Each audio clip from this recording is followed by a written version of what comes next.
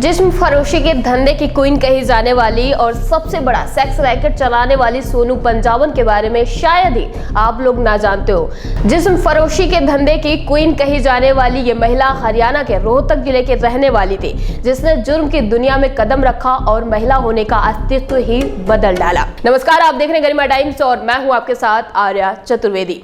दौलत, शोहरत और नाम के लालच में गीता अरोड़ा से लेकर सोनू पंजावन तक का सफर तय कर लिया और खुशी खुशी जुर्म की दुनिया में कदम रख लिया और धीरे धीरे करके जुर्म की दुनिया में एक बड़ा नाम बना डाला। एक महिला होने के नाते इसने अपनी सारी हदें तोड़ दी। जो महिला ऐसा जघन्य अपराध करे वो सभ्य समाज में रहने लायक नहीं है। इस औरत की असली जगह ये सभ्य समाज नहीं बल्कि वो जेल की चार दीवारें हैं। और ये कहते हुए दिल्ली की द्वारिका कोर्ट ने हिंदुस्तान का सबसे बड़ा सेक्स रैकेट चलाने वाली सोनू पंजावन को 24 साल की सजा सुना दी थी।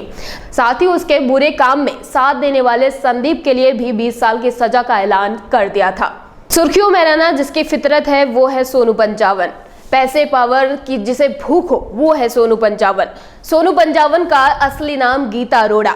रोहतक की रहने वाली गीता को उसके पिता रोजगार की तलाश में दिल्ली ले आए। यहाँ पिता ऑटो चलाने लगे और 10वीं पास गीता को ब्यूटी पार्लर में बिठा दिया। 17 साल की उम्र में इसकी शादी स्ट्रीट शीटर विजय सिंह से करा दी गई। विजय सिंह वो स्ट्रीट शीटर था जो कभी 90 के दशक में यूपी के सबसे बड़े गैंगस्टर श्री प्रकाश शुक्ला का दोस्त हुआ करता था। श्री प्रकाश शुक्ला के एनकाउंटर के बाद साल 2003 में पुलिस ने विजय को भी मार गिराया। अब पति की मौत के बाद गीता को पैसे की किल्लत होने लगे और पैसों की तंगी झेल रही गीता अब कॉल गर्ल बन चुकी थी। लेकिन गैंगस्टर की पत्नी रही गीता ये समझ चुकी थी कि उसके जीने के लिए पैसा पावर कितना जरूरी है। इसके चलते ये साल 2003 से 4 के बीच उस समय जुर्म की दुनिया में बड़ा नाम रहे दीपक सोनू और हेमंत सोनू की शरण में आ चुकी थी। इसने अपने हुस्न के जाल में दीपक सोनू को फंसा लिया और उससे शादी कर ली। लेकिन शादी के कुछ महीनों बाद दीपक सोनू को भी पुलिस मुठभेड़ में मार गिराया गया। तब इस चालाक औरत ने दीपक सोनू के छोटे भाई हेमंत सोनू का दामन थामा और उसके साथ भी शादी रचा ली। लेकिन किस्मत भी आखिर कब तक बुरे लोगों का साथ देगी।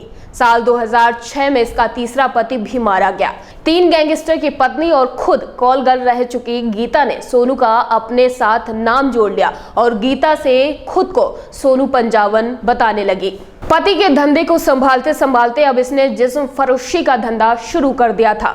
लड़कियों को देह व्यापार में उतारने के लिए सोनू ने कुछ लड़कों को काम पर रखा।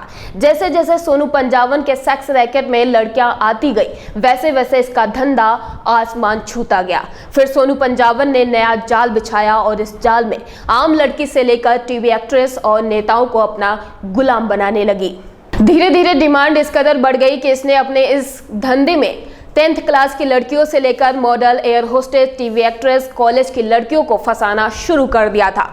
अब इसने बड़े नौकरशाह और नेताओं और उद्योगपतियों को लड़कियां सप्लाई करने का काम शुरू कर दिया था। इसके अपराध दिन प्रतिदिन बढ़ते जा रहे थे। कई बार इसको पुलिस ने पकड़ा भी था, लेकिन आरोप साबित न होने पर इसको आसानी से जमानत मिल जाती थी।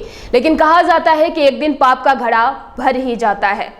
इस हैवान औरत की हैवानियत दिन प्रतिदिन बढ़ती ही जा रही थी। हद तो तब हो गई जब इसने दोस्त के साथ मिलकर 6th क्लास की लड़की को जबरदस्ती इस धंधे में घसीट लिया और उस बच्ची के साथ सारी हैवानियत पार कर दी थी। नशे के इंजेक्शन देकर उसको हरियाणा, पंजाब, दिल्ली तक के लोगों के सामने खाने की तरह परोसना शुरू कर दिया था। बाद में सतपाल नाम के शख्स ने बच्ची से जबरदस्ती शादी कर ली थी, किंतु बच्ची किसी प्रकार उसके चुंगल से भागकर नजफगढ़ थाने पहुंची और इस मामले की जांच दिल्ली पुलिस क्राइम ब्रांच को सौंप दी गई थी। जांच में अपराध शाखा के डीएसपी भीष्म सिंह की टीम ने सोनू पंजावन और संदीप को अरेस्ट कर लिया और अब अदालत ने दोनों को दुष्कर्म और अन्य संगीन धाराओं में दोषी करार दिया था। इतने कुकर्म करने के बाद सोनू पंजावन को फाइनली 24 साल की कठोर कारावास की सजा सुना दी गई। फिलहाल अब तक के लिए इतना ही। लगातार देश दुनिया की छोटी बड़ी खबरों से रूबरू होने के लिए बने रहिए हमारे साथ और देखते रहिए गरिमा टाइम्स।